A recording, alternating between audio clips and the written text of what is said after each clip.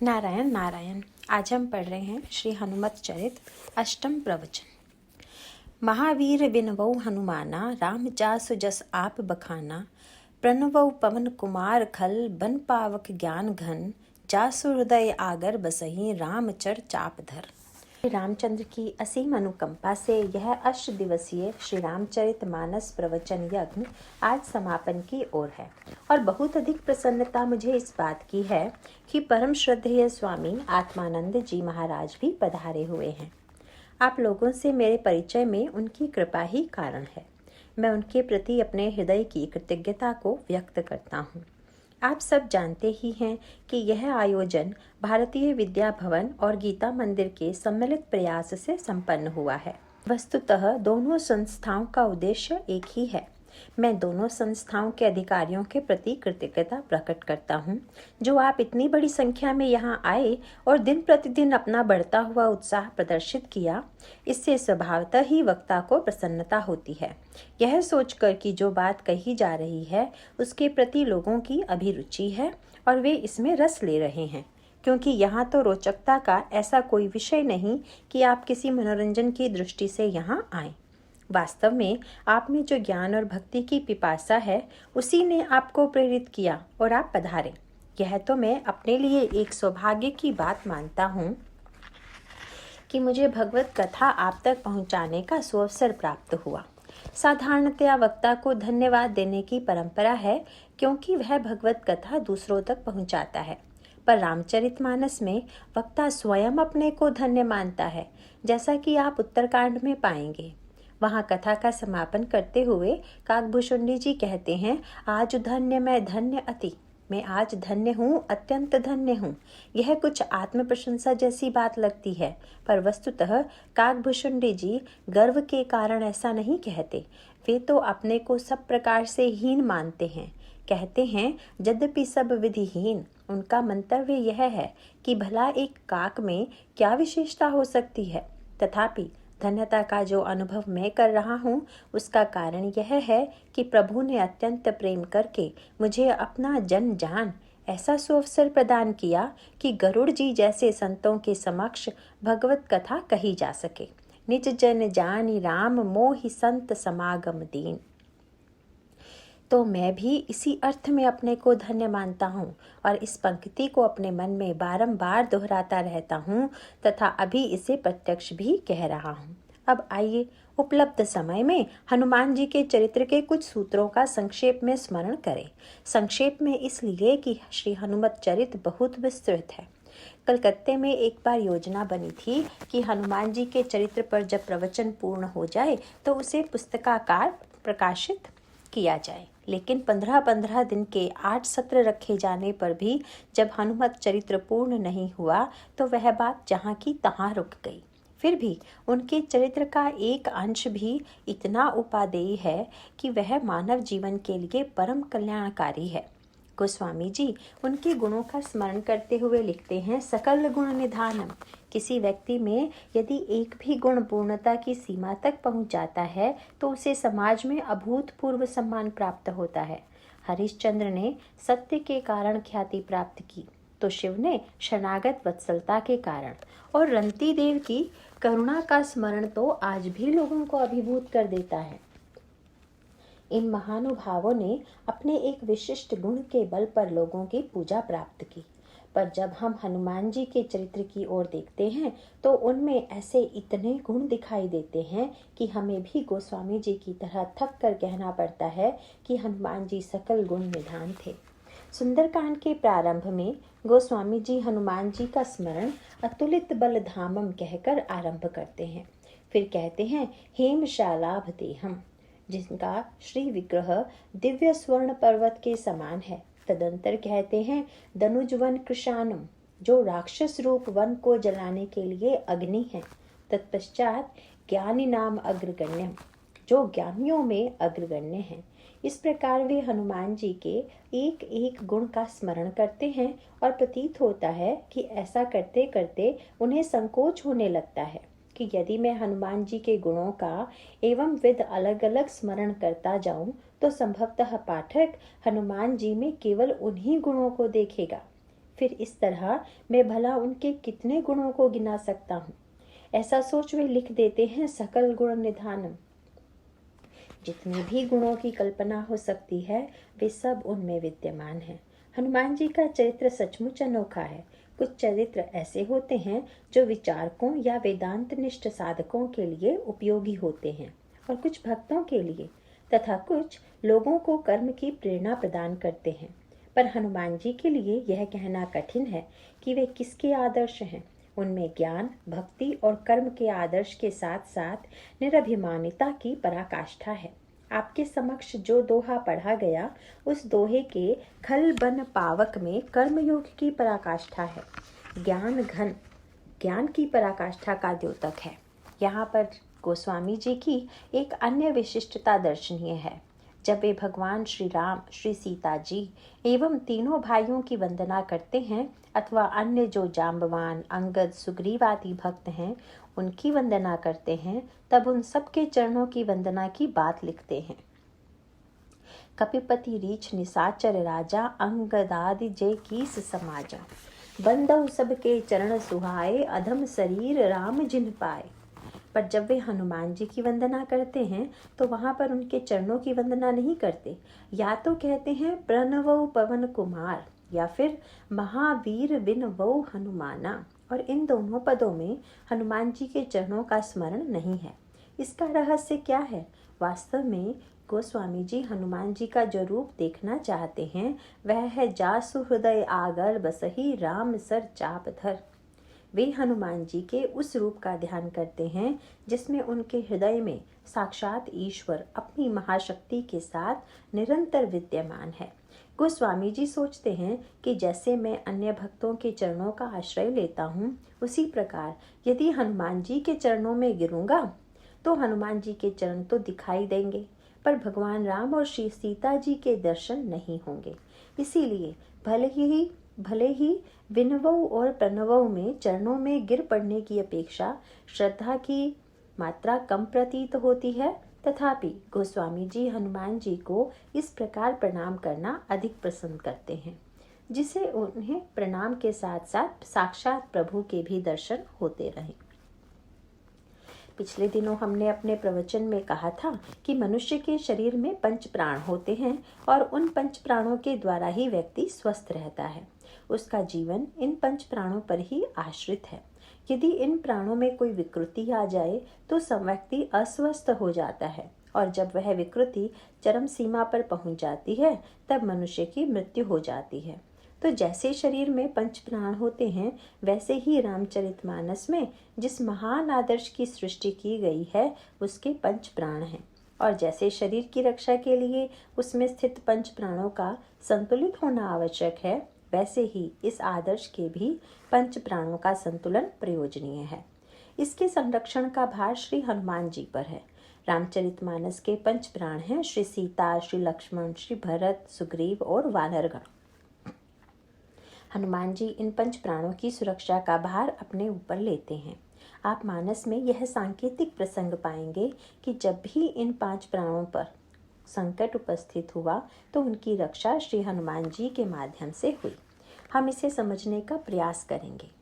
हनुमान जी के चरित्र में सबसे कठिन कार्य उनकी लंका यात्रा थी, जिसकी चर्चा आपके समक्ष पिछले दिनों चल रही थी।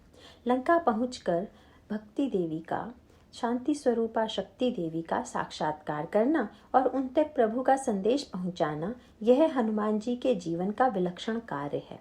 सामान्यतः साधन जगत की यह मान्यता है कि जब भक्ति देवी कृपा करती है तभी व्यक्ति भगवान को पाता है, लेकिन यहाँ तो बात उल्टी हो गई।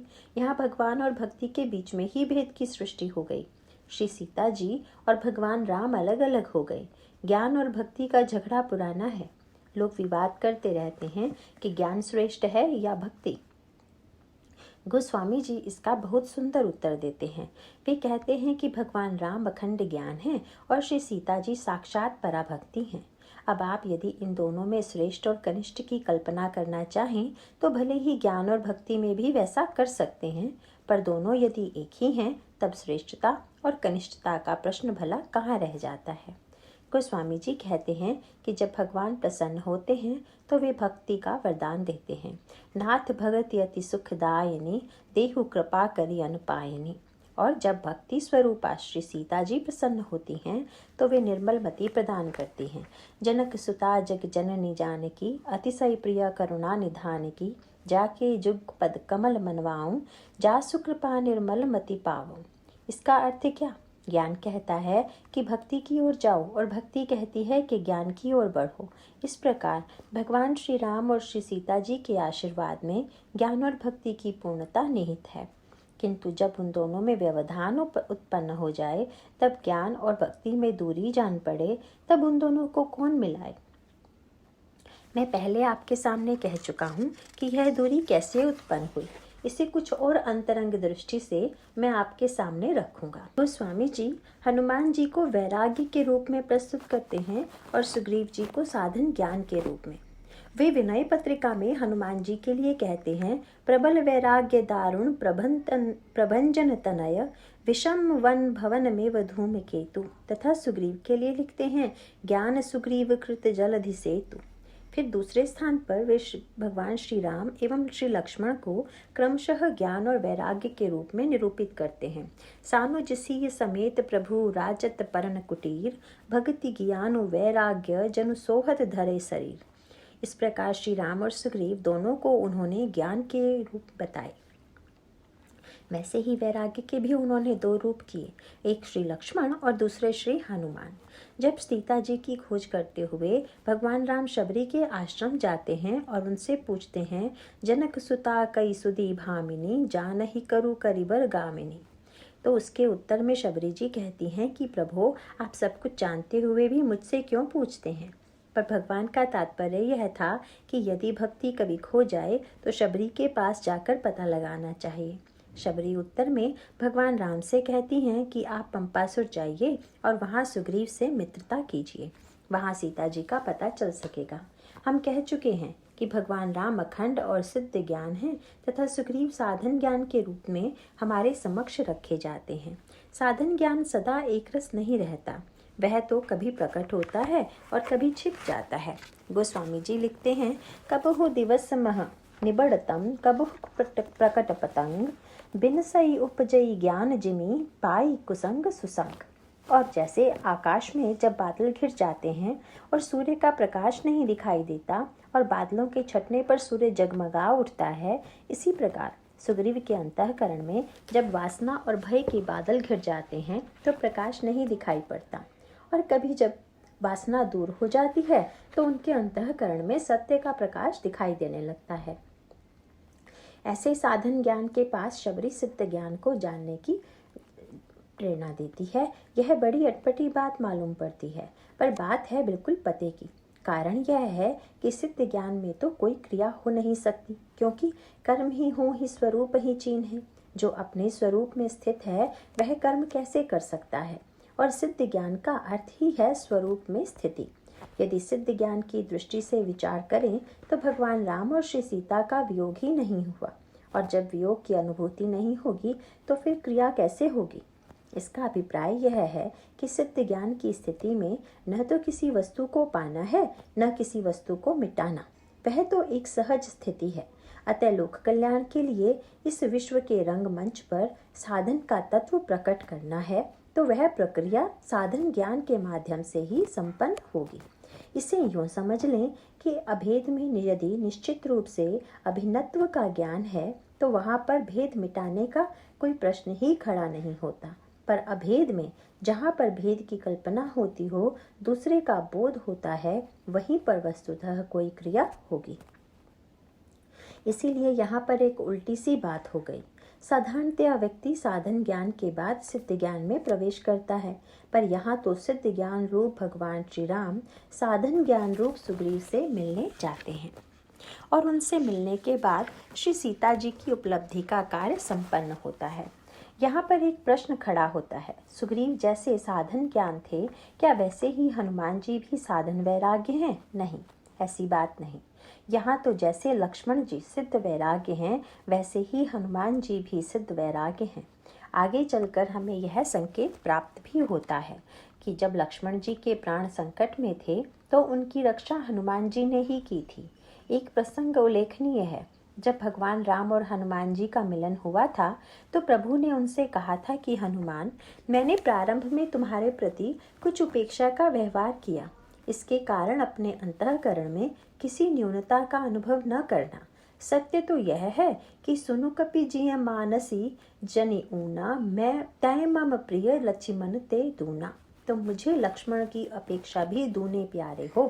भावना की दृष्टि से प्रभु के इस कथन का अर्थ यह है कि जब प्रभु हनुमान जी को इस प्रकार सराहना करते हैं तो उन्हें लक्ष्मण के प्रति इतना भरोसा है कि वे जानते हैं यदि किसी को भी लक्ष्मण की अपेक्षा श्रेष्ठ सिद्ध कर दिया जाए तो लक्ष्मण को बुरा लगने वाला नहीं।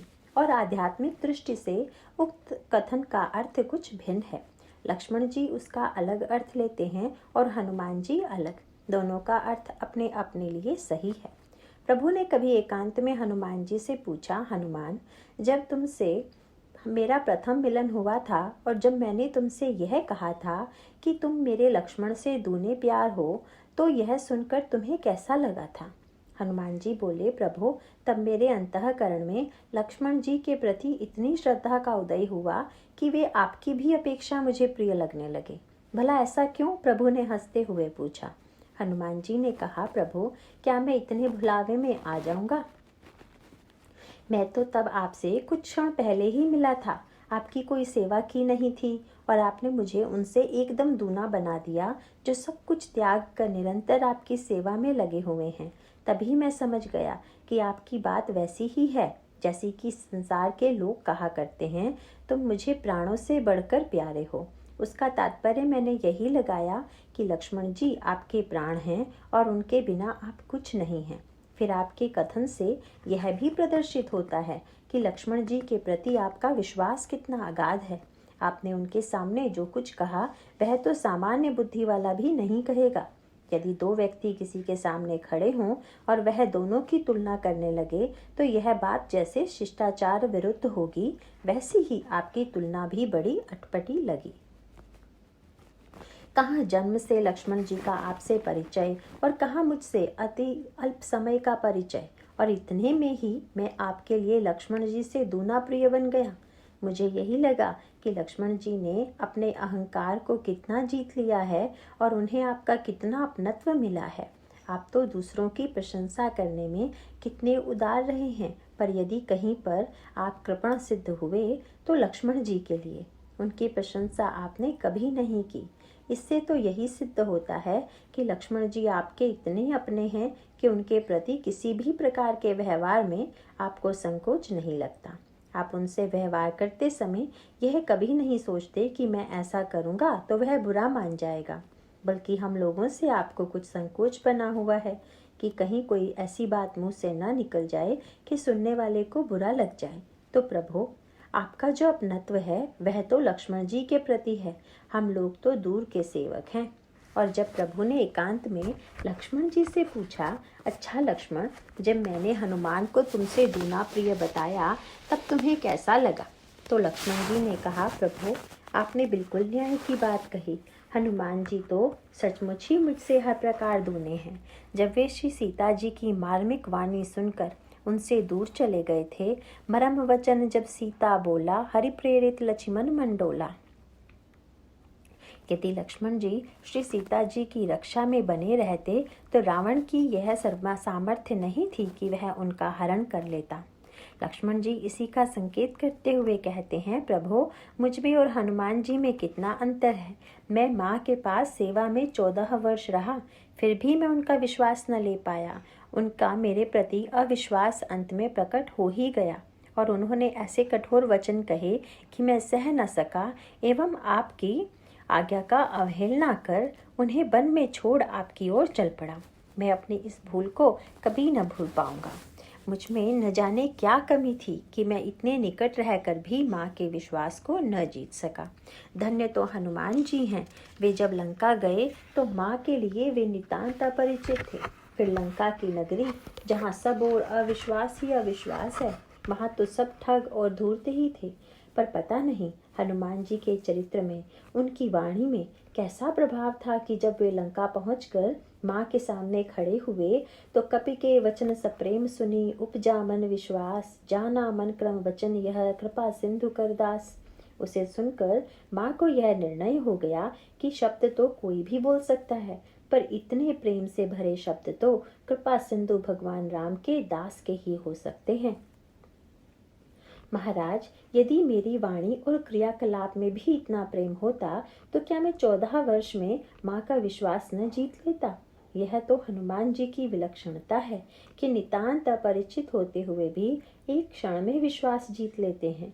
फिर प्रभु, सीता जी का हरण मेरे कारण हुआ और उनका पता लगा हनुमान जी की कृपा से।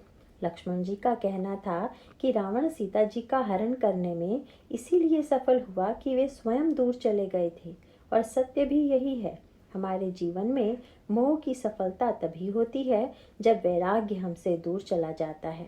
व्यक्ति के अंतःकरण में ज्ञान के प्रति प्रगाढ़ आस्था होते हुए भी यदि वैराग्य उससे दूर हो तो वह मोह का शिकार हो जाता है। इसीलिए मानस में वैराग्य को ढाल कहा गया है। जैसे योद्धा लड़ते समय आक्रमण का शस्त्र तो रखे पर सुरक्षा का साधन न रखे तो वह सुरक्षित न रह पाएगा। इसी प्रकार साधक को साधना रूप युद्ध में अपने बचाव के लिए वैराग्य की ढाल रखनी पड़ती है। उत्तरकांड में कहा गया है, बिरति चर्म असि ज्ञान मद, लोभ मोह रिपुमारी, जय पाई सो हरि भगति, देखो खगेश विचारी। भक्ति तो विजय में पाने की वस्तु है। ज्ञान की तलवार और वैराग्य की ढाल लेकर युद्ध में जब लोभ मोह और मद, इन 3 शत्रुओं का विनाश होता है तो जो वस्तु प्राप्त होती है वही भगवान की मंगलमयी भक्ति है। अभिप्राय यह है कि भक्ति तभी सुरक्षित होगी जब जीवन में ज्ञान और वैराग्य दोनों होंगे। वैराग्य के अभाव में ज्ञान उसी प्रकार पंगु हो जाता है जिस प्रकार ढाल के अभाव में तलवार। हाथ में तलवार रहे तो योद्धा अपने शत्रुओं पर वार तो कर सकता है, पर शत्रुओं के वार को वह मात्र तलवार से नहीं झेल सकता। इसके लिए उसे ढाल आवश्यक है जिससे वह शत्रुओं के आक्रमण को झेल सके। यदि योद्धा के हाथ में केवल ढाल हो और तलवार न हो तो उससे वह आक्रमण को तो झेल लेगा पर स्वयं अपना वार शत्रु पर नहीं कर सकेगा। फिर भी ढाल के द्वारा वह अपने को बचा कर तो रख ही लेगा। यही संकेत हमें सीता हरण के माध्यम से प्राप्त होता है। मोह रूप रावण के द्वारा रचित जो माया मृग है उसे देखकर भक्ति रूपा सीता जी में प्रलोभन और कामना उत्पन्न हो जाती है। ज्ञान रूप श्री राम कामना की प्रेरणा से माया मृग के पीछे चले जाते हैं और वैराग्य रूप लक्ष्मण भगवान राम के संदेश से वहीं रह जाते हैं। श्री राम उनसे कहते हैं कि लक्ष्मण, वन में राक्षस लोग घूम रहे हैं, इसीलिए सीता केरी करहु रखवारी, बुद्धि विवेक बल समय विचारे। वैसे लक्ष्मण जी भी मृग को देखते हैं पर उन पर उसका कोई प्रभाव नहीं पड़ता। उसके पीछे भागने या उसे पाने की इच्छा उनमें उत्पन्न नहीं होती। प्रभु लक्ष्मण जी की भक्ति की रक्षा का भार लक्ष्मण जी पर भक्ति की रक्षा का भार देकर चले जाते हैं। और इसमें कोई संदेह नहीं कि जीवन से यदि ज्ञान कुछ समय के लिए चला भी जाए पर वैराग्य बना रहे तो भक्ति मोह आदि रिपुओं के आक्रमण से सुरक्षित रहेगी। लक्ष्मण जी के रहते रावण की सामर्थ्य नहीं कि वह सीता जी का हरण करे, पर जब वैराग्य को मर्माहत कर दूर कर दिया जाता है तब भी वे जाते जाते एक रेखा खींच कर जाते हैं, भक्ति से यह कहते हुए कि माँ, कम से कम इस रेखा के पार न जाइएगा। वैराग्य की महिमा का यह अद्भुत प्रसंग है। जब तक वैराग्य की एक रेखा भी बनी रहेगी भक्ति सुरक्षित रहेगी। मोह उसे चुरा न सकेगा। मोह इस रेखा को नहीं लांघ पाता। वह तो भक्ति देवी है जो रेखा को पार कर बाहर निकल आती है और मोह उनका अपहरण कर लेता है। रेखा कोई कारागार अथवा लोहे की दीवार तो थी नहीं, वह तो एक स्वस्वीकृत बंधन थी। वैराग्य का बंधन स्वस्वीकृत ही होता है, उसे कोई दूसरा हम पर जबरदस्ती नहीं लादता। हम स्वयं अपनी सुरक्षा के लिए कुछ नियम बना लेते हैं जिससे हमारा वैराग्य बना रहे। हम विपत्ति में तब पड़ते हैं जब हम अपनी बनाई मर्यादा रेखा को स्वयं लांघ जाते हैं। वैराग्य की रेखा को सीता जी ही लांघ कर गई, रावण उसे नहीं लांघ सका। परिणाम उसका यह होता है कि रावण उन्हें हर ले जाता है। पहले तो दूरी मात्र रेखा की थी, अब वह 400 योजन समुद्र की दूरी हो गई। मोह तक पहुंचने के लिए मात्र रेखा को लांघना पर्याप्त था और वह सीता जी कर बैठती हैं। पर अब भक्ति तक, सीता जी तक पहुंचने के लिए ऐसा व्यक्ति चाहिए जो समुद्र लांघ सके, और प्रबल देहाभिमान के इस समुद्र को प्रखर वैराग्य रूप श्री हनुमान जी ही लांघने में समर्थ होते हैं। वैराग्य के दो रूप हैं, एक प्रवृत्ति परक और दूसरा निवृत्ति परक। लक्ष्मण जी प्रवृत्ति परक वैराग्य हैं, क्योंकि वे विवाहित हैं, पति हैं, और रामचरितमानस में इसी दृष्टि से उनके चरित्र का वर्णन हुआ है।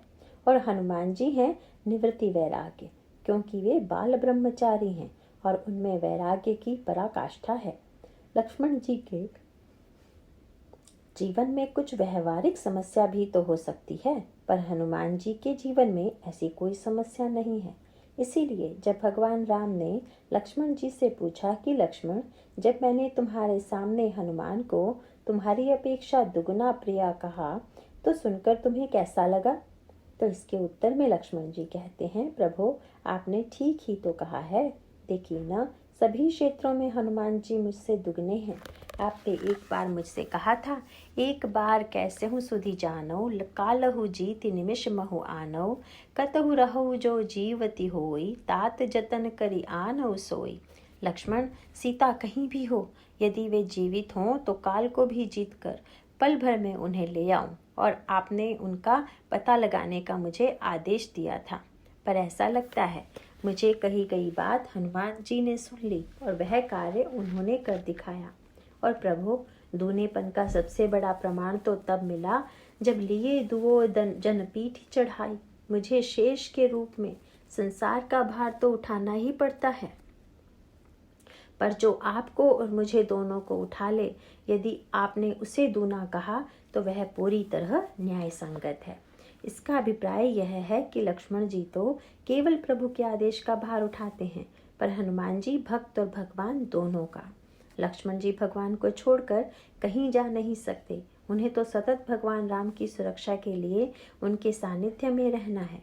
छिनु छिनु लखि सिय राम पर, जानी आप पर नेह, करत न सपने हो लखन चितु, बंधु मातु पितु गेहु। तब लंका कौन जाएगा? कौन सीता जी का पता लगाएगा? अंत में हनुमान जी पर ही इसका भार आता है।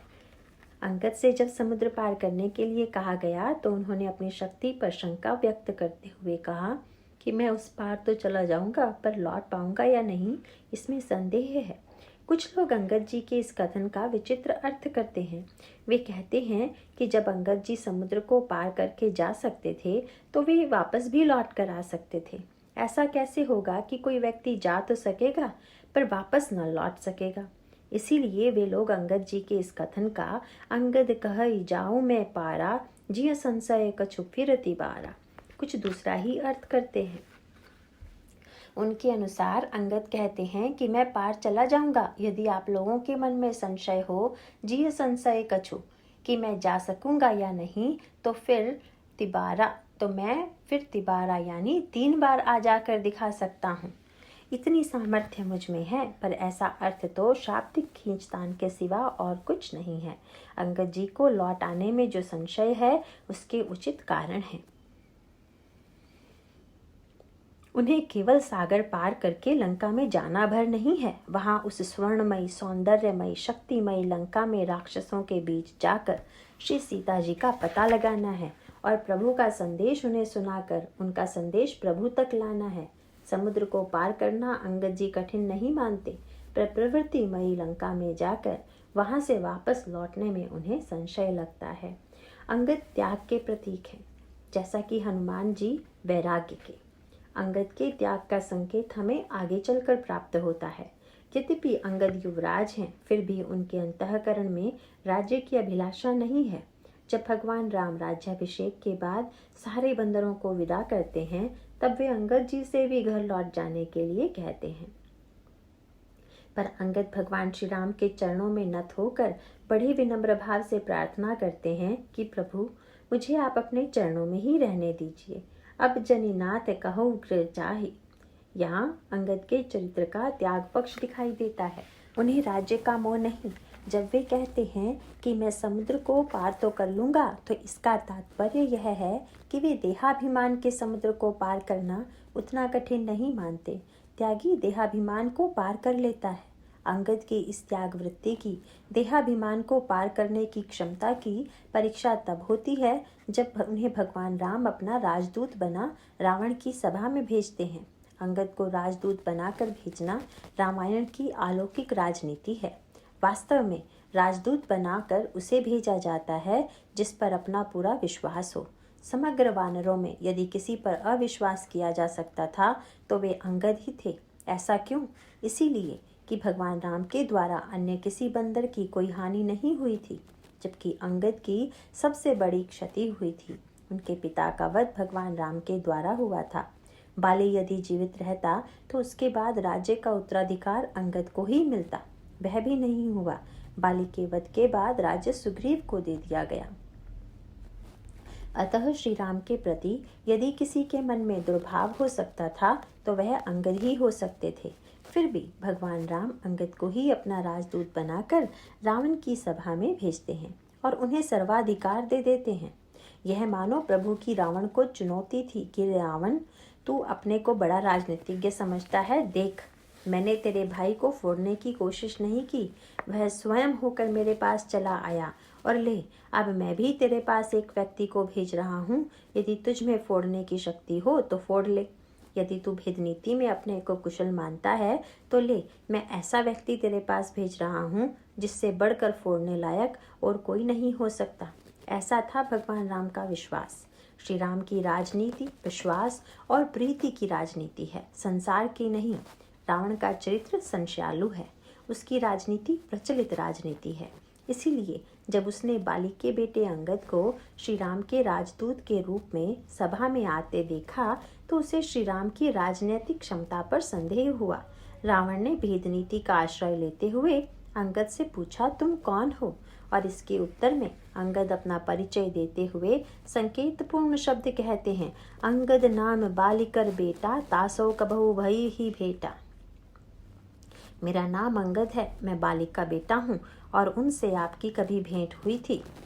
रावण अंगद के व्यंग को समझ लेता है और वह भी व्यंग करते हुए कहता है, अब कहो कुशल बाली कहाँ आही। हाँ हाँ, वे तो मेरे मित्र रहे हैं, कहो वे कुशल से तो हैं ना, आजकल वे कहाँ हैं? यह बात नहीं कि रावण को बाली के वध की बात न मालूम हो, वह सब जानता है। वह तो व्यंग भरे शब्दों में अंगद को यह संकेत करना चाहता है कि जिस व्यक्ति ने तेरे पिता का वध किया, तेरा राज्य छीन लिया, तो उसी का राजदूत बनकर यहाँ आया है। और रावण आगे चलकर इसे स्पष्ट शब्दों में व्यक्त भी कर देता है। पर अभी तो रावण ने पूछा कि कहो आजकल बाली कहाँ है? अंगद इसका बड़ा विचित्र उत्तर देते हैं, दिन 10 गए बाली पही जाई, बूझहु कुशल सखा उर लाए। 10 दिन के बाद तो आपकी उनसे भेंट हो ही जाएगी, तब उनसे गले मिलकर कुशल पूछ लीजिएगा। इस उत्तर को यदि हम भौतिक दृष्टि से देखें तो यह उत्तर अच्छा नहीं लगता। और रावण ने कहा भी यही, अंगत ही बाली कर बालक, उपजहु बंस अनल कुल घालक, गर्भ न गयो व्यर्थ तुम जायहु, निज मुख तापस दूत कहायु, धन्य कीस जो निज प्रभु काजा, जहाँ तहाँ नाचई परिहरि लाजा, अंगद स्वामी भक्त तब जाति। इस प्रकार रावण अंगद पर प्रहार करता है। प्रश्न यह है कि क्या अंगद का अपने पिता के प्रति यही सम्मान होना चाहिए?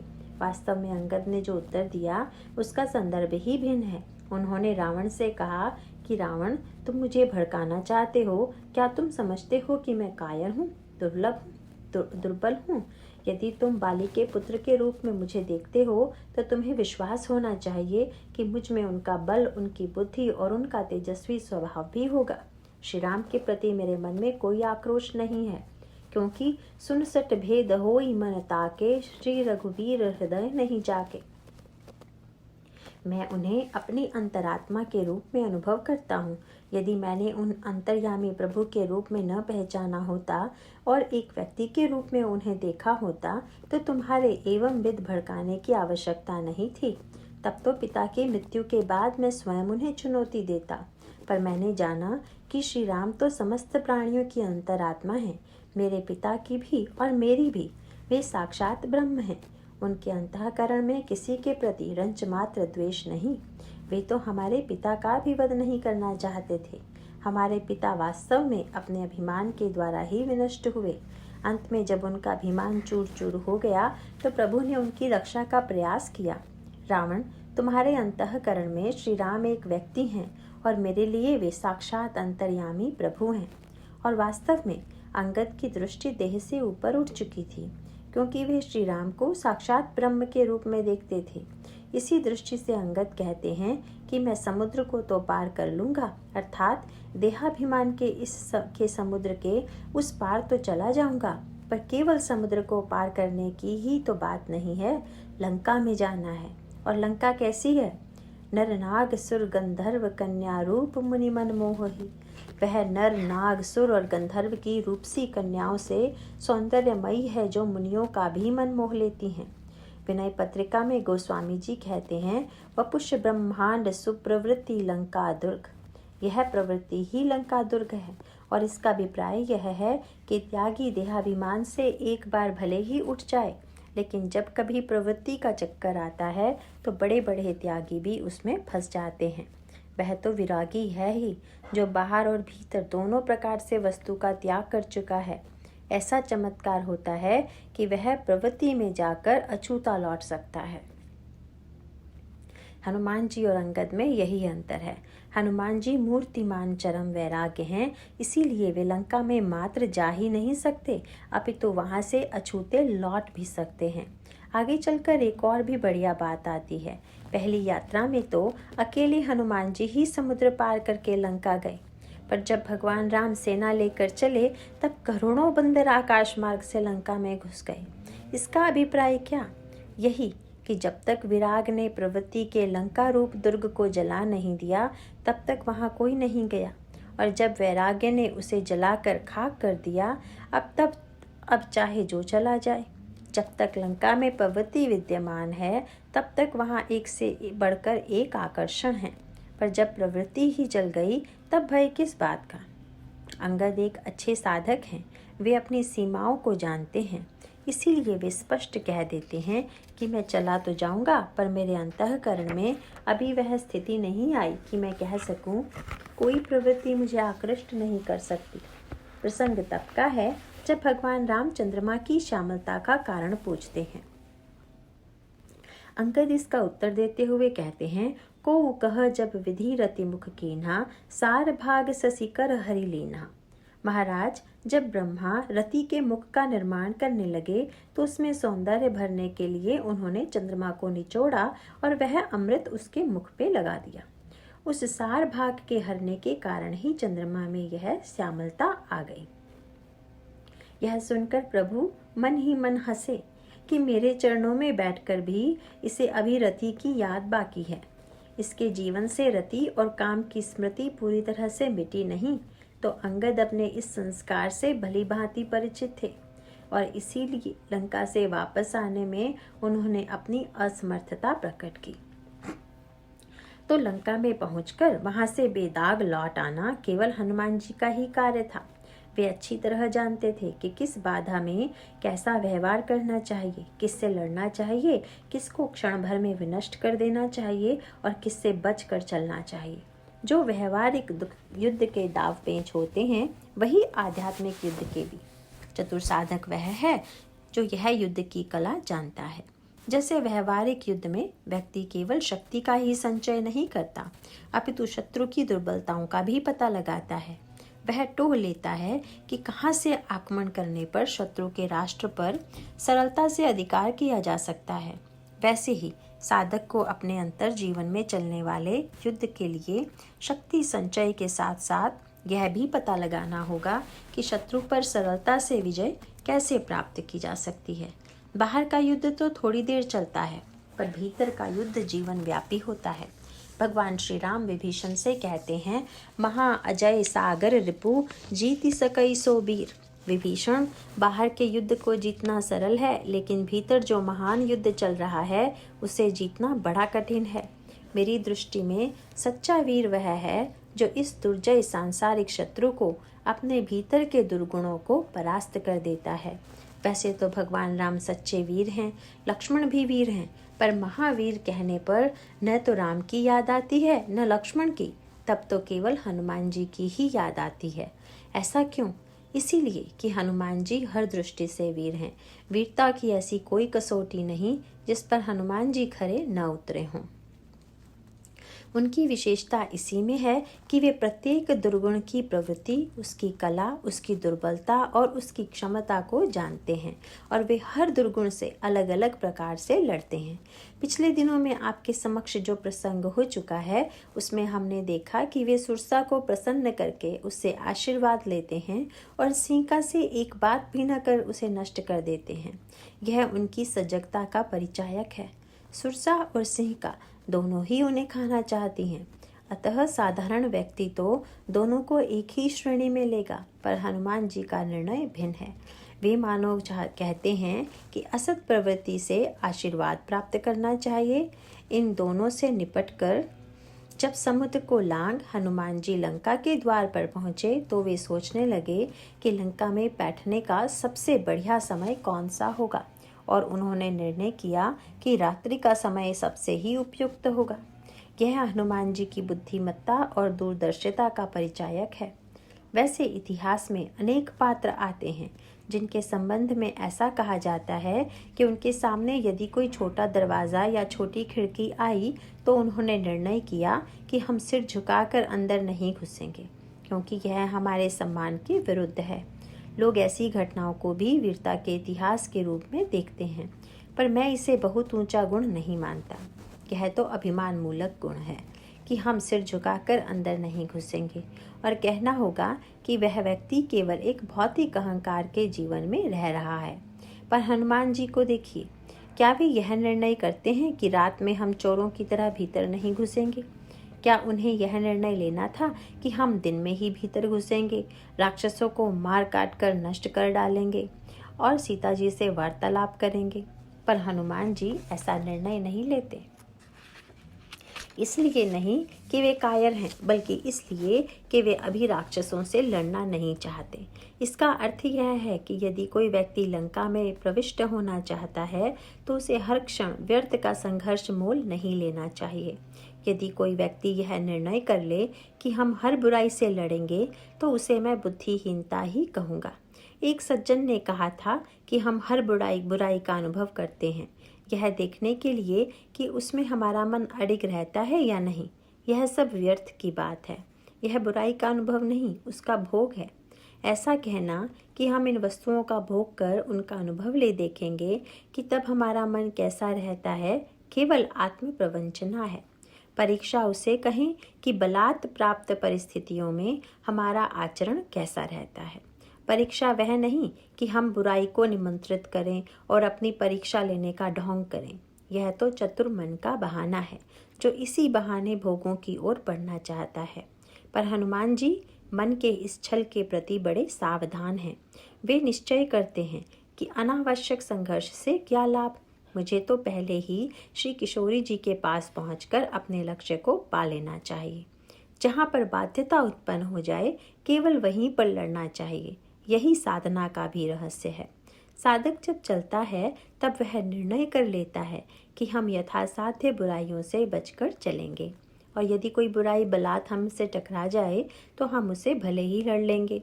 इसीलिए हनुमान जी सावधानी बरतते हैं। गोस्वामी जी लिखते हैं, पुर रखवारे देखे बहु कपि मन कीन्ह विचार, अति लघु रूप धरो निसी नगर करो पैसार। जब हनुमान जी ने लंका नगरी में बहुत से रक्षक देखे तो उन्होंने निश्चय किया कि मैं अति लघु रूप लेकर रात्रि में नगर में बैठूंगा। रात्रि में बैठने का एक अर्थ तो हमने देख ही लिया। उसका दूसरा अर्थ यह था कि लंका को यदि सही मायने में देखना हो तो उसे रात में ही देखना चाहिए, दिन में नहीं। हम लोगों के जीवन की लंका भी अंधेरे में ही दिखाई देती है। उजाले में तो कोई कथा सुन रहा है, कोई पूजा कर रहा है, कोई पाठ कर रहा है, तो कोई दान कर रहा है। यह तो रात में पता चलता है कि सचमुच क्या हो रहा है। इसीलिए हनुमान जी ने लंका को रात्रि में देखने का निश्चय किया। रावण तो बड़ा भारी पुजारी था। वह प्रातः काल से शंकर जी का पूजन प्रारंभ करता तो वह कई घंटे चलता रहता। हनुमान जी यदि प्रातः काल जाते तो यही देखते कि रावण शंकर जी के पूजन में लगा हुआ है। तो हनुमान जी अपने को अत्यंत लघु बना लेते हैं और लंका में प्रवेश करते हैं। पर ये जो दुर्गुण और दुर्विचार की शक्तियां हैं, उनकी भी क्षमता और योग्यता कोई साधारण नहीं हुआ करती। एक और हनुमान जी जैसा सजग व्यक्ति अपने को अत्यंत छोटा बनाकर चलता है और दूसरी ओर वहाँ ऐसी पैनी दृष्टि वाले लोग हैं जो हनुमान जी के इस छोटे रूप को भी देख लेते हैं। लंका के द्वार पर ही लंका की अधिष्ठात्री लंकिनी खड़ी थी। उसने देखा कि एक नन्हा सा बहुत लघु जंतु भीतर घुसने की चेष्टा कर रहा है। उसने ललकार कर पूछा, अरे तू कौन है जो मेरी उपेक्षा करके जा रहा है? मसक समान रूप कपिधरी, लंकी ही चले सुमिरि नरहरि, नाम लंकिनी एक निश्चरी, सो कह चले सी मोहि निंदरी, जाने ही नहीं मरम सठ मोरा, मोर आहार जहाँ लगी चोरा। क्या तू मेरा मर्म नहीं जानता? मैं वह हूँ जिसका भोजन चोर है। मैं चोरों का भक्षण करती हूँ। कल हमने कथा में एक संकेत दिया था कि जब हनुमान जी आकाश मार्ग से जा रहे थे तो सिंह का उनकी विशाल छाया को पकड़कर उन्हें नीचे गिराने की चेष्टा करती है। कल यह भी कहा गया था कि सिंह का ईर्ष्या है और ईर्ष्या का स्वभाव ही होता है कि वह जिसे भी बड़ा देखती है, ऊपर जाते हुए देखती है, उसे गिराने और खाने की चेष्टा करती है। तो अब हनुमान जी लंका में प्रवेश करने लगे। उन्होंने सोचा कि बड़े बनने पर लोगों को ईर्ष्या होती है तो चलो छोटे बनकर चलें। पर यदि कोई व्यक्ति ऐसा निर्णय कर ले कि बड़े बनने से ईर्ष्या होगी इसलिए छोटे बन जाएं, तो क्या इससे बुराई से मुक्ति मिल जाएगी? हनुमान जी जब छोटे बनकर चले तो लंकिनी मिल गई और उसने कहा कि मैं तुम्हें खाऊंगी। हनुमान जी समझ गए कि लंका में चलना साधारण नहीं, बड़े बनो तो गिराएंगे, छोटे बनो तो खाएंगे। और यही बात समाज में भी होती है। यदि व्यक्ति अपने को अत्यंत शुद्र मान ले तो सब उसे खाने को तैयार हो जाते हैं, और यदि वह अपने बड़प्पन का दिखावा करे तो सब उसे गिराने को तैयार रहते हैं। तो प्रश्न यह है कि फिर बड़ा बने या छोटा? हनुमान जी बड़े भी बन सकते थे और छोटे भी, इन दोनों रूपों का सदुपयोग कर सकते हैं। हनुमान जी ने देखा कि अब तो संघर्ष अवश्यंभावी हो गया। उन्होंने विचार किया कि सुरसा के पास जाते ही अपना परिचय दिया था कि मैं देवताओं के द्वारा तुम्हें खाने के लिए भेजी गई हूँ। सिंहिका ने बिना कुछ कहे खाने की चेष्टा की थी और यहाँ लंकिनी उन्हें गाली देना शुरू कर देती है। हनुमान जी समझ जाते हैं कि यह चुपचाप खाना नहीं चाहती, कुछ बातचीत भी करना चाहती है। यह मिश्रित प्रवृत्ति की है, रजोगुणी है। और ऐसा विचार कर हनुमान जी लंकिनी पर गुस्से का प्रहार करते हैं। प्रहार से लंकिनी मुंह के बल धरती पर गिर पड़ती है और उसके मुंह से रक्त निकलने लगता है। वह किसी प्रकार अपने को संभाल कर खड़ी हो जाती है। मुठिका एक महाकपिहनि, रुधिर बमर धनी धठन मणि, पुनि संभारी उठी सो लंका।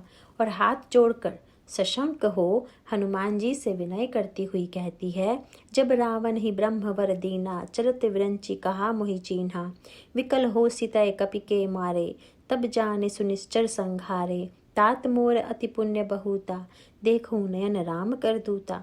जब ब्रह्मा ने रावण को वरदान दिया था तो चलते समय उन्होंने मुझे पहचान कर कहा था, जब तू बंदर की मार से विकल हो जाएगी तो जान लेना निशाचरों का अंत समीप है। यह मेरा बड़ा पुण्य है कि मैं अपनी आँखों से मैं राम के दूत को देख सकी। और यह कहकर लंकिनी एक बड़ी विचित्र बात कहती है, तात स्वर्ग अपवर्ग सुख धरई तुला एक अंग, तूल न ताही सकल मिली जो सुख लव सतसंग। यदि चारों प्रकार के मोक्ष और समस्त स्वर्गों का सुख एकत्र करके तराजू के एक पलड़े पर रख दिया जाए और दूसरे पलड़े पर सत्संग, तो दोनों की तुलना नहीं हो सकती। यह बड़ी अटपटी सी बात मालूम पड़ती है। लंकिनी जिस सत्संग की बात करती है वह उसे किस प्रकार मिला? क्या हनुमान जी ने कोई भाषण दिया या कोई कथा सुनाई? उन्होंने तो बस मुक्केबाजी की। तो क्या सत्संग मुक्केबाजी का नाम है? यदि हनुमान जी ने लंकिनी को भाषण देकर समझाया होता कि मैं तो राम का कार्य करने के लिए जा रहा हूँ, मैं उनका दूत हूँ, तब तो बात समझ में आती कि सत्संग हुआ। पर लंकिनी तो हनुमान जी को रोकती है और हनुमान जी उसे मुक्का मारकर गिरा देते हैं। फिर भी वह कहती है कि बड़ा अच्छा सत्संग हुआ। याद रखिए, सचमुच ही सत्संग जितना बढ़िया यहाँ हुआ उतना रामायण में कहीं नहीं हुआ। जिस सत्संग से लंकिनी बदल जाए उससे बढ़िया सत्संग और क्या हो सकता है। अच्छे पात्र के लिए सत्संग का कोई विशेष महत्व नहीं, पर जिस सत्संग से दुष्प्रवृत्तियों से भरी लंका नगरी में रहने वाली लंकिनी जैसी राक्षसी बदल जाए वही ठीक ठीक सत्संग है। और यथार्थ सत्संग का जीवन पर जो परिणाम होता है वही लंकिनी के जीवन में भी दिखाई देता है। मुक्का तो हनुमान जी ने रावण को भी मारा था और वह उस प्रहार से मूर्छित हो गया था, पर उसके मुख से रक्त नहीं निकला था। लेकिन जब उन्होंने लंकिनी को मुक्का मारा तो वह मुंह के बल गिर पड़ी और उसके मुंह से रक्त निकलने लगा। अभिप्राय यह है कि सत्संग में जाने पर जब मुक्का लगे और कुछ रक्त निकले तब तो ठीक है, पर यदि रक्त न निकले तो समझना चाहिए कि सत्संग का प्रभाव नहीं पड़ा। रक्त का अर्थ आप समझ ही गए होंगे। किसी महात्मा की जब हम प्रशंसा करते हैं तो कहते हैं कि ये बड़े विरक्त हैं। तो जैसे शरीर में रक्त होता है वैसे ही मन में भी, और मन के इस रक्त को राग कहकर पुकारते हैं।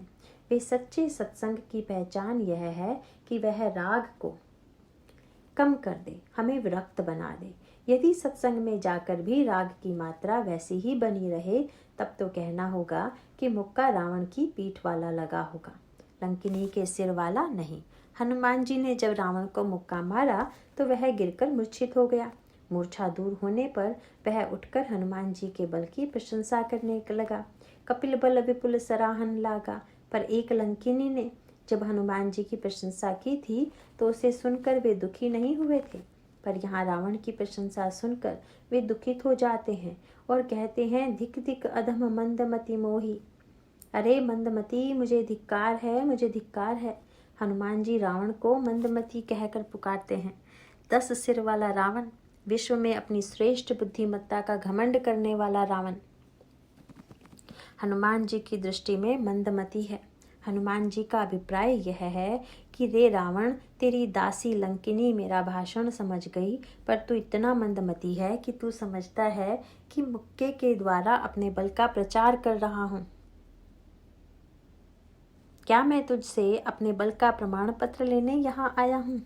हनुमान जी के मुक्के के प्रहार से रावण मूर्छित हो गया था, तो उनके मन में एक नन्ही सी आशा जगी थी कि रावण संभवतः सोचे कि मैं एक जगत विजेता जब एक बंदर के मुक्के से गिर गया तब अवश्य यह बंदर के मुक्के का बल नहीं है, यह तो ईश्वर के बल का प्रहार है जो बंदर के मुक्के के माध्यम से मुझे लगा है। और ऐसा सोचकर शायद उसके जीवन में भक्ति का उन्मेष हो जाए। जब उन्होंने रावण को देखा कि वह उन्हीं की प्रशंसा कर रहा है तो वे अपने आप को धिक्कारने लगते हैं कि मैं रावण के अंतःकरण में ईश्वर के प्रति आस्था उत्पन्न न कर सका। वे अपने को धिक्कारने के साथ साथ रावण को भी धिक्कारते हैं कि तू इतना मंदमती है कि बंदर का ही मुक्का देखता रह गया, ईश्वर का मुक्का तुझे दिखाई न पड़ा। हनुमान जी आत्मविज्ञापन या आत्म प्रचार के लिए लंका नहीं गए थे। वे तो अपनी हर क्रिया के द्वारा यही चाहते थे कि रावण के अंतःकरण में किसी प्रकार ईश्वर की महिमा का भाव स्फुरित हो जाए, और जब वे इसमें विफल मनोरथ होते हैं तो स्वयं को ही अधम कहकर धिक्कारने लगते हैं कि मेरे मुक्के की सार्थकता क्या जब रावण अभी भी जीवित बच गया, जौं तय जियत। इसका अर्थ यह है कि सच्चा संत जब देखता है कि इतने सत्संग के बाद भी सामने वाला ज्यों का त्यों बना हुआ है, उसमें कुछ भी परिवर्तन नहीं हुआ है और बस प्रशंसा करता हुआ लौट रहा है कि वाह क्या बढ़िया कथा हुई, क्या बढ़िया प्रवचन हुआ, तो वह दुखी हो जाता है। यदि वक्ता अपने अहंकार का परिचय करने वाला होगा तो वह तो अपनी प्रशंसा सुनकर बड़ा प्रसन्न हो जाएगा, पर सच्चा संत तो प्रशंसा पाने के लिए सत्संग नहीं करता, वह तो श्रोता के व्यक्तित्व में परिवर्तन लाना चाहता है। इसीलिए जब हनुमान जी रावण की प्रशंसा सुनते हैं तो क्षोभ में भरकर बोल उठते हैं, धिक धिक अधम मंदमति मोही, जौं तय जियत रहे सि सुरद्रोही। अरे सुरद्रोही रावण, तेरा सद्गुण के प्रति विरोध भाव तो ज्यों का त्यों बना हुआ है। धिक्कार है मेरे बल को जो तेरे दुर्गुणों का तनिक नाश न कर सका। इधर लंकिनी है जो हनुमान जी का मुक्का खाकर सत्संग की प्रशंसा करने लगती है। हनुमान जी ने लंकिनी के सिर पर प्रहार किया था। इसका अभिप्राय यह है कि सत्संग का पहला लक्षण सिर पर प्रहार ही होता है। हमारे सिर में यानी मस्तिष्क में, बुद्धि में बहुत सी ऐसी मान्यताएं हैं जिनके हम अभ्यस्त हो गए हैं। परंपरा से उन मान्यताओं को आती देखकर हम उन्हें सही मान बैठे हैं। यही दशा लंकिनी की भी थी।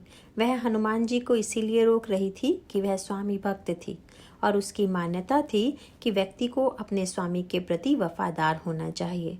वह रात के समय जाग कर पहरा दे रही थी क्योंकि ऐसा करना उसने अपना कर्तव्य माना था। उसकी धारणा यह थी कि जब मैं रावण का अन्न खाती हूँ और जब उन्होंने लंका की रक्षा में मुझे नियुक्त किया है तो मैं रात को कैसे सो सकती हूँ। वह धर्म बुद्धि से अपना कर्तव्य पालन कर रही थी। तब हनुमान जी ने उसे क्यों मुक्का मारा? हनुमान जी का मुक्का मारने में यह अभिप्राय था कि स्वामी भक्ति धर्म तो है, पर पहले यह तो निर्णय हो जाए कि असली स्वामी कौन है। यह ठीक है कि धर्म माता पिता की सेवा करना की बात कहता है, गुरु की आज्ञा का पालन करने की बात कहता है, पर पहले हम यह तो समझ लें कि माता पिता और गुरु का स्वरूप क्या है। हमने धर्म की बात को तो अक्षरशः मान लिया है, पर धर्म के तत्व को भुला दिया है। हम मान्यताओं के आधार पर यह समझ लेते हैं कि हम धर्म का पालन कर रहे हैं, जबकि वस्तुतः हम मान्यताओं का ही पालन करते हैं। जैसा कि यह लंकिनी कर रही थी, कि जैसा कि महाभारत में महाराज शल्य कर रहे थे।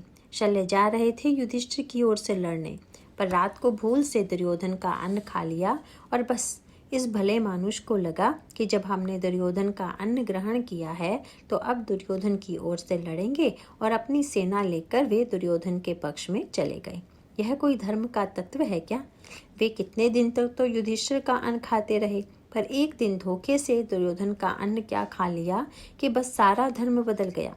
एक दिन का अन्न खाना शल्य ने धर्म मान लिया, और जाने कितने दिन वे युधिष्ठिर का अन्न खाते रहे, वह धर्म नहीं हुआ। बस ऐसी ही हमारी भी धर्म संबंधी मान्यता है। संसार में यदि कोई 2 दिन हमें खिला दे तो उसके प्रति कृतज्ञता होना हम धर्म मानते हैं, पर जो ईश्वर हमें जन्म जन्मांतर से खिलाता आ रहा है उसके प्रति कृतज्ञता का भाव हमारे मन में नहीं आता। वहाँ यह स्मरण नहीं होता कि ईश्वर के प्रति कृतज्ञ होना भी हमारा धर्म है। इसीलिए तो सूरदास जी कहते हैं, मौसम कौन कुटिल खल कामी, जो तनु दियो ताहि बिसरायो, ऐसे नमक हरामी। हम केवल संसार के प्रति कृतज्ञ होना जानते हैं, और वह भी वहीं तक जहाँ तक हमारा स्वार्थ सिद्ध हो। सत्संग हमारी ऐसी मान्यताओं पर प्रहार करता है। वह हमें स्पष्ट बताता है कि यह सही नहीं, हमें ऐसा करना चाहिए। यदि यही बात आपको रामायण, महाभारत, गीता आदि सभी ग्रंथों में मिलती है। गीता में भी भगवान कृष्ण अर्जुन से कहते हैं, अशोचानवशोचस्त्वं प्रज्ञावादंश्च भाषसे। तू न सोच करने वाले योग्य लोगों के लिए शोक कर रहा है और पंडितों के से वचनों को कहता है। तो यह भी उस समय की मान्यता पर ही प्रहार था। अर्जुन समझता था कि मैं बड़ा त्यागी हूँ, अतः वह लड़ने से इनकार करता है और कहता है कि रक्त से सनी पृथ्वी का भोग करने के बदले मैं भीख मांगकर पेट भरना श्रेयस्कर समझता हूँ, और यह अहिंसा और त्याग का वर्णन करता है। अर्जुन की यह बात सुनकर भगवान हंस देते हैं। यह पहला प्रहार है। कोई गंभीर होकर कोई बात कहे हमसे और हम हंस दें तो वह उस पर एक प्रकार से प्रहार ही है। और दूसरा प्रहार भगवान यह कहकर करते हैं कि तू प्रज्ञावादांश भाषसे, पंडितों के से वचन कह रहा है। अर्जुन इस प्रहार से तिलमिला उठा है। तो सत्संग का पहला लक्षण है हमारी मान्यताओं पर प्रहार, और दूसरा लक्षण है विरक्त होना, राग का, आसक्ति का कम होना। पहले जिन वस्तुओं में बहुत राग था वह सत्संग के प्रभाव से घटना चाहिए। यह सुग्रीव के जीवन में साधित होता है। बाग तो रावण का भी लुटा और सुग्रीव का भी। रावण के पास जब सूचना पहुंची कि उसके बाग का फल किसी ने खा लिया है तो वह क्रोध की पराकाष्ठा पर पहुंच गया और जब सुग्रीव ने सुना कि मेरा बाग बंदरों ने लूट कर खा लिया तो वे क्रोधित होने के बदले हर्षित होते हैं। सुग्रीव को सूचना देने वालों ने इस ढंग से समाचार दिया था कि सुग्रीव को क्रोध आ जाए। जाई पुकारित सब बन उजार उपजुव राज, महाराज अंगद आपका बाग उजड़वा दे रहे हैं। बाग उजाड़ने वालों में तो जाम्बवान, नल, नील, द्विविंद, हनुमान जी आदि सभी थे। अतः समाचार देने वालों को तो जाकर कहना चाहिए था कि सारे बंदर बाग उजाड़ रहे हैं, पर वे ऐसा नहीं करते। जानबूझकर अंगद का नाम लेते हैं, सोचते हैं कि अन्य वानरों के नाम से शायद उन्हें क्रोध न आए, पर अंगद से थोड़ा मनमुटाव है, अतः अंगद का नाम कहने से वे भटक उठेंगे। फिर इसमें यह भी संकेत निहित था कि महाराज आप अंगद से यदि अभी से सावधान नहीं रहेंगे तो किसी दिन ये आपका राज्य भी लुटवा देंगे। पर यह सब सुनकर भी सुग्रीव के मन में क्रोध नहीं आता, उनमें राग की कमी हो गई है। इसीलिए अपने बाग के उजड़ने का समाचार पाकर भी वे रुष्ट होने के बदले प्रसन्न ही होते हैं। चाहे पुकारे ते सब बन उजार जुवराज, सुनि सुग्रीव हर्ष मन करी आए प्रभु काज। तो सत्संग का दूसरा लक्षण है राग में कमी। उसका तीसरा लक्षण है गिरने के बाद फिर से उठकर खड़े हो जाना। पुण्य संभार उठी सो लंका। संसार में लोग गिरते हैं तो उस गिरने में भी वह शिक्षा ग्रहण करता है और अंत में अपने को संभाल कर उठकर खड़ा हो जाता है। जो व्यक्ति गिरने के बाद गिरा ही नहीं रहता अथवा गिरे रहने में ही श्रेय नहीं मानता, वह सत्संग का तीसरा फल पाता है। लंकिनी गिरने के बाद जब उठती है तो एक बढ़िया बात कहती है, तात मोर अति पुण्य बहुता। हे तात मेरे बड़े पुण्य हैं। यह बढ़िया क्या, बड़ी विचित्र बात मालूम होती है। कोई पिट जाए, अपमानित हो जाए और कहे कि मेरा बड़ा पुण्य था तो यह सब हुआ, तो क्या यह कोई बढ़िया बात होगी? तब लंकिनी का अभिप्राय क्या है? मनुष्य को जब सम्मान मिलता है तो वह उसे अपने पुण्य का फल मानता है, और जब वह अपमानित होता है तो उसे लगता है कि वह उसके पाप का फल है। और जो इतने उदार नहीं होते वे तो अपमान करने वाले से बदला लेने की चेष्टा करते हैं। किंतु यहाँ यह लंकिनी है जो अपमानित होने पर भी कहती है कि मेरा बड़ा पुण्य है। इसका अर्थ यह है कि जिस सम्मान के द्वारा ईश्वर भूल जाए वह पाप का फल है, और जिस अपमान के द्वारा ईश्वर की याद आ जाए वह वस्तुतः पुण्य का फल है। ठीक यही दर्शन शंकर जी का है। जब वे सारे असगुनों को लेकर बारात में चलते हैं, कौ मुखहीन विपुल मुख काहू, बिनु पद कर को बहुपद बाहू, विपुल नयन को नयन वहीना। जब हम यात्रा में चलते हैं तो कह देते हैं जरा पानी का घड़ा लेकर किसी को बाहर खड़ा कर दो। कुछ लोग चाहते हैं कि कोई दही लेकर सामने खड़ा हो जाए। हम लोग बस यही चाहते हैं कि सगुन मिले, और कहीं असगुन मिला तो घबरा जाते हैं। पर शंकर जी का दर्शन अनोखा है। वे कहते हैं कि सगुन श्रेष्ठ नहीं, जे श्रेष्ठ तो असगुन ही है। क्यों? इसीलिए कि सगुन को देखकर सगुन की याद आती है और असगुन को देखकर भगवान का नाम मुंह से निकलता है। अतः श्रेष्ठ स्थिति वह है जिसमें ईश्वर की स्मृति होती है। इसीलिए लंकिनी कहती है कि मेरे बड़े पुण्य हैं जो आपके दर्शन हुए। आपके दर्शन से मुझे ईश्वर का नाम स्मरण आया। ब्रह्म ने जो बात मुझे कही थी वह मैं भूल चुकी थी। आपकी कृपा से वह बात भी मुझे याद आ गई। इसका अभिप्राय यह है कि व्यक्ति बुरा नहीं होता, प्रवृत्तियां बुरी नहीं होती।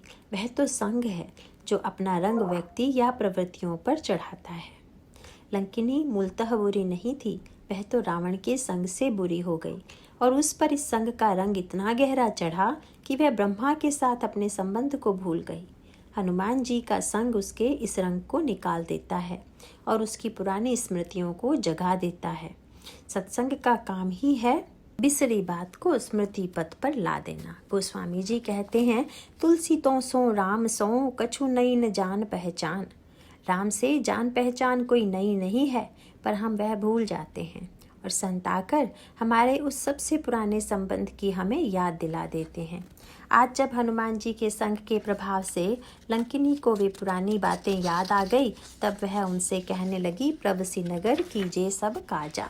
नगर में बैठकर अपना कार्य कीजिए। अब तक लंकिनी यही समझी हुई थी कि मैं रावण की सेविका हूँ और रावण की सेवा करना मेरा कर्तव्य है, पर आज उसकी समझ में आ गया कि रावण की सेवा करना मेरा कर्तव्य नहीं है। वह अब तक हनुमान जी को चोर समझे हुई थी, पर आज वह समझ गई कि हनुमान जी चोर नहीं हैं, चोर तो रावण है। और यही समझाने के लिए हनुमान जी ने उसे मुक्का मारा था। लंकिनी ने उनसे कहा कि तू चोर है और मैं तुझे खाऊंगी, क्योंकि मैं चोरों का भक्षण किया करती हूँ। तब हनुमान जी ने उस पर प्रहार कर उसे यही बताना चाहा था कि लंकिनी, यदि तू अपने सिद्धांत की पक्की होती और चोरों का आहार ही किया करती, तब तो सबसे पहले ने रावण का भक्षण किया होता, जो सीता जी को चुरा लाया। पर तू केवल बात ही करती है और चोरी करने वालों की सेवा करती है। अतः तू खाने से पहले इसका तो निश्चय कर ले कि कौन चोर है और कौन साहूकार। लेकिन लंकिनी अपनी भूल समझ लेती है, वह सत्य को जान लेती है और हनुमान जी से लंका में प्रवेश कर अपना कार्य करने के लिए कहती है। तो हनुमान जी ने सत्वमयी प्रवृत्ति का आशीर्वाद प्राप्त किया, तमोमयी प्रवृत्ति का संहार किया और रजोमयी प्रवृत्ति में राग का रक्त कम किया, और इस प्रकार से अंत में जगन माता तक पहुँचे। वहां जाकर वे सीता के अंतःकरण में विश्वास की सृष्टि करते हैं। जब सीता जी के मन में विश्वास का अभाव और संशय का उदय हुआ तो भगवान राम से दूरी उत्पन्न हो गई। उनका हरण हो गया। हनुमान जी माता के जीवन में उत्पन्न इस संशय का नाश करते हैं और उनके दुख को दूर करते हैं। जिस समय सीता जी रावण के अत्याचार से व्याकुल हो अशोक वृक्ष से प्रार्थना करती है कि हे अशोक, तुम मेरा दुख दूर करो और अपना नाम सार्थक करो। सुनहि विनय मम बिटप अशोका, सत्य नाम करु हरु मम शोका। तो उसी समय हनुमान जी मन में विचार कर भगवान राम की दी हुई मुद्रिका नीचे डाल देते हैं। कपि करी हृदय विचार, दीन्ही मुद्रिका डारि तब। ऊपर से देखने में हनुमान जी का यह कार्य अत्यंत आश्चर्यजनक है और ऐसा साहस तो वे ही कर सकते हैं। भगवान की मुंदरी क्या इस प्रकार से फेंकने की, नीचे डालने की वस्तु है? कुछ लोग कहेंगे कि हनुमान जी को वृक्ष से नीचे उतर आना था, सम्मान पूर्वक वह मुद्रिका सीता जी को देनी थी, इस ढंग से उसे नीचे फेंक देना तो अशिष्टता है। पर हनुमान जी ने यह जो किया वह कोई नासमझी में नहीं किया, वे पूरी तरह सोच समझ कर ही ऐसा करते हैं और इसके पीछे एक विशेष अभिप्राय निहित है। सीता जी उस समय व्याकुल होकर इतनी निराश हो गई थी कि वे अपने प्राण त्यागना चाहती थी। इसीलिए वे अशोक से कहती भी हैं कि तुम मेरे प्राण लेकर मेरा शोक दूर करो और इस प्रकार अपना नाम सार्थक करो। ठीक तभी हनुमान जी मुद्री नीचे डालते हैं। उस मुद्री में राम नाम अंकित था और हनुमान जी का संकेत यह था कि माँ, प्रभु ने जब यह मुद्री मुझे दी तो मैंने संभाल कर इसे मुख में रख लिया कि कहीं वह गिर न जाए, और मैं तो समझता था कि मैंने इसी मुंदरी के बल पर समुद्र को पार किया तथा सुरसा और सिंह का आदि पर विजय प्राप्त की। पर यहाँ आकर मैंने देखा कि आपने प्रभु का नाम छोड़कर अशोक का नाम जपना शुरू कर दिया है। इससे मुझे लगा कि जो नाम आपका दुख दूर न कर पाया उसे अब और रख कर क्या होगा। जब आपने इसे छोड़ दिया तो मैं अब इसे संभाल कर क्या करूं, इसीलिए मैंने इसे डाल दिया। हनुमान जी की इस क्रिया में बड़ा व्यंग निहित है। वे मुंदरी भी तब डालते हैं जब माँ अशोक से आग मांगते हुए अपना हाथ ऊपर उठाए हुए है। वे मुंदरी तब नहीं डालते जब माँ की दृष्टि नीचे है, क्योंकि तब तो मुंदरिका नीचे ही गिर जाती। हनुमान जी का लक्ष्य नाम की महिमा को गिराना थोड़े ही था, वे तो एक विलक्षण पद्धति में माँ के अंतःकरण का संशय निकाल उसमें विश्वास भरना चाहते थे। इसीलिए जब वे देखते हैं कि माँ के हाथ ऊपर उठे हुए हैं, उसी समय मुद्रिका नीचे डालते हैं। माँ ने जब मुंदरी को नीचे गिरते हुए देखा तो उन्हें ऐसा लगा कि अशोक ने उनकी प्रार्थना स्वीकार कर अंगारा दिया है। वे हर्षित होकर उठ बढ़ती हैं और उसे अपने हाथों में ले लेती हैं। कपि करी हृदय विचार, दीन ही मुद्रिका डारी तब, जन्म अशोक अंगार दीन हर्षि उठ कर गहु। उस प्रकार मुद्रिका नीचे नहीं गिर पाती। हनुमान जी मन ही मन प्रणाम कर कहते हैं कि माँ, मैं तो समझता था कि नाम की महिमा गिरी, पर अब जब आपने संभाल लिया है तब वह गिरने वाली नहीं। जब तक वह बंदर के हाथ में थी तब तक तो उसके गिरने की संभावना बनी हुई थी, पर अब जब भक्ति ने उसे संभाल लिया तो कोई डर नहीं। भला जीव नाम की महिमा को क्या संभालेगा? वह तो भक्ति के द्वारा ही सुरक्षित रह सकती है। आप ही यदि संकट में भगवान नाम का आश्रय छोड़ अन्य नाम का आश्रय लेने लगी तो फिर जीव के मन में विश्वास कैसे रह जाएगा? माँ ने जब बाद में कहा मोर हृदय परम संदेहा, तो हनुमान जी ने अपना विशाल शरीर पकड़ कर लिया। सुनी कपि प्रगट कीन्हि निज देहा। इस पर माँ ने जब पूछा कि पहले तो तुम नन्हे से दिखाई पड़ रहे थे और अब इतने बड़े दिखाई दे रहे हो, तो तुम्हारा असली रूप कौन सा है? तो हनुमान जी कहते हैं कि मेरा असली रूप तो वही पहले वाला है। माँ जब पुनः पूछती है कि तुम ऐसे बदल कैसे गए, तो हनुमान जी कहते हैं, सुनु माता शाखा मृग, नहीं बल बुद्धि विशाल, प्रभु प्रताप ते गरुड़ ही, खाई परम लघु ब्याल। माँ, बानरों में बहुत बल बुद्धि नहीं होती, परंतु प्रभु के प्रताप से बहुत छोटा सर्प भी गरुड़ को खा सकता है। मैं तो आपको बस यही बताना चाहता था कि आपके प्रभु का प्रताप इतना बड़ा है कि एक नन्हा सा बंदर लंका में अकेला चला आया और अभी इतना बड़ा बन गया। आप संशय मत कीजिए और अंतःकरण में बैठे अविश्वास को दूर कर डालिए। लक्ष्मण जी पर संशय करने के कारण सीता जी के जीवन में हरण की जो प्रक्रिया हुई थी, वह हनुमान जी के प्रति विश्वास से अब उलटने लगी। फलस्वरूप माँ गदगद हो गई और उन्होंने प्रसन्न हो हनुमान जी को आशीर्वाद देते हुए कहा, हो हुतात बलशील निधाना। वैसे यह एक सामान्य आशीर्वाद है जो प्रत्येक माँ अपने बच्चे को दिया करती है। भले ही बच्चा अपनी माँ से अधिक पढ़ा लिखा हो, फिर भी माँ उसे आशीर्वाद देती हुई कहती है, तुम बुद्धिमान बनो। फिर हनुमान जी तो विलक्षण ज्ञानी थे, ऐसे कि जिनसे प्रभु कहते हैं कि तुम श्री सीता जी को समझाना। जब वे श्री सीता जी के पास जाते हैं तो वे क्या कहती हैं, तात सक्र सुत कथा सुनायहु, बान प्रताप प्रभु ही समुझायहु। हनुमान, तुम प्रभु को समझाना। ऐसे प्रभु और जगजननी दोनों को समझाने वाले हनुमान को माँ आशीर्वाद देती है, आशीष दीन राम प्रिय जाना, हो हुतात बलशील निधाना, अजर अमर गुण निधि सुत हो। और अंत में प्रसन्न हो कहती हैं, करहु बहुत रघुनायक छोहु। श्री राम तुमसे बहुत प्रेम करें। हनुमान जी यह सुनकर आनंद से नाचने लगते हैं और कहते हैं, अब कृतकृत्य भयऊ मैं माता। माँ, अब सचमुच मैं कृतार्थ हो गया। प्रभु ने मुझे सारे संसार की सेवा करने की बात कही थी। सो अनन्य जाके असी मति न टरई हनुमंत, मैं सेवक सचराचर रूप स्वामी भगवंत। इसीलिए मैं समझता था कि सेवा करना मेरा धर्म है, पर आज आपने हमें छुट्टी दे दी। मैं अभी तक यही मानता था कि सेवा करें और भगवान के चरणों में प्रेम करें, पर आज आपने यह आशीर्वाद देकर मेरा सारा श्रम हर लिया। यदि आपने यह आशीर्वाद दिया होता कि तुम्हारे मन में श्री राम के चरणों में प्रेम बना रहे, तो मैं उतना निश्चिंत न हो पाता जितना कि आज हो गया। आपने यह आशीर्वाद देकर कि श्री राम ही तुमसे प्रेम करें, मुझे पूरी तरह निश्चिंत बना दिया। अब तो मुझे करना धरना कुछ है ही नहीं, जो कुछ करना है वह सब अब प्रभु ही करेंगे। और ऐसा कहे हनुमान जी माँ से तुरंत कहते हैं, सुनहु मातु मोहि अतिशय भूखा, लागी देखी सुंदर फल रूखा। माँ, वृक्षों पर सुंदर फल लगे देख मुझे जोरों की भूख लगी है, क्या मैं खा लूं? अभी इतना ऊंचा संवाद हुआ और अंत में बात खाने पर ही समाप्त हुई। इसका अभिप्राय क्या? यही कि माँ और बेटे में जो वार्तालाप होता है वह खाने पीने को लेकर ही होता है, वहाँ और कोई दूसरी बातचीत नहीं होती। तो हनुमान जी का तात्पर्य यह है कि तुमने मुझे अपना पुत्र मानकर कृतार्थ कर दिया, तो अब तुमसे भूख की बात ही तो करूँगा। बस आज्ञा दो कि बाग के सुंदर फल खाकर अपनी भूख की तृप्ति करूं। हनुमान जी मानो अपने बचपन का संकेत देते हैं कि कैसे वे जन्म लेते ही सूर्य को फल समझकर खाने चले थे और परिणाम स्वरूप उन्हें इंद्र का वज्र झेलना पड़ा था। वे मानो कहते हैं कि माँ, मुझ जैसा जन्मजात भूखा यदि तुम्हारी कृपा से आज तृप्त नहीं होगा तो फिर कब होगा।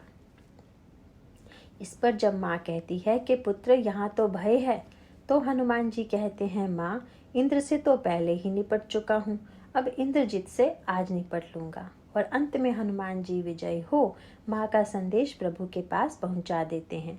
प्रभु जल्दी कीजिए, तुरंत चलिए, नहीं तो श्री सीता जी के प्राण नहीं बचेंगे।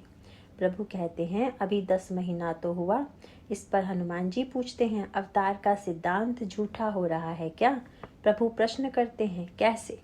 हनुमान जी कहते हैं, मैंने तो सुना है कि प्रत्येक कल्प में आप अवतार लेते हैं। भगवान पूछते हैं, तो कल्प हुआ कहाँ? हनुमान जी उत्तर में कहते हैं, निमिष निमिष करुणा निधि, जाहि कल्प समबीत। प्रभो, जानकी जी की विरह व्याकुलता इतनी तीव्र है कि उनका एक एक पल कल्प के समान बीत रहा है। अतः आप शीघ्र चलिए, अन्यथा लोग आपके सिद्धांत पर अविश्वास करने लगेंगे। इस प्रकार हनुमान जी भगवान को प्रेरित कर रावण का विनाश कराते हैं और अंत में भगवान राम और सीता जी का मिलन होता है। माँ अंत में हनुमान जी से पूछती हैं, पुत्र तुम्हें क्या दें? अब तो कुछ बचा नहीं। तो हनुमान जी कहते हैं, सुनो मातु मैं पायो अखिल, जगराजु आजू न संशयम, रण जीती रिपुदल बंधु, जुत पश्यामि राम मनामयम। माँ, आज भगवान श्री राम को मैं श्री लक्ष्मण जी के साथ निरामय देख रहा हूँ। बस अब मुझे और कुछ नहीं चाहिए। तो इस प्रकार हनुमान जी श्री राम और श्री सीता जी को मिलाते हैं, लक्ष्मण जी के प्राणों की रक्षा करते हैं, श्री भरत को प्रभु के आगमन का संदेश सुनाकर बचा लेते हैं तथा सुग्रीव एवं वानरादि को अपनी सुरक्षा प्रदान करते हैं। रामायण के ये पंच प्राण उनकी कृपा से ही सुरक्षित रहते हैं। वे किसी को विश्वास देते हैं तो किसी को प्रीति, किसी को वैराग्य तो किसी को भय। हनुमान जी के चरित्र की गाथा अनंत है। मैं अंत में यही कहूँगा कि हम लोग मारुति की भक्ति करते हुए, उनके मंगलमय चरित्र का चिंतन करते हुए अपने जीवन में उनकी कृपा प्राप्त करें। नारायण नारायण।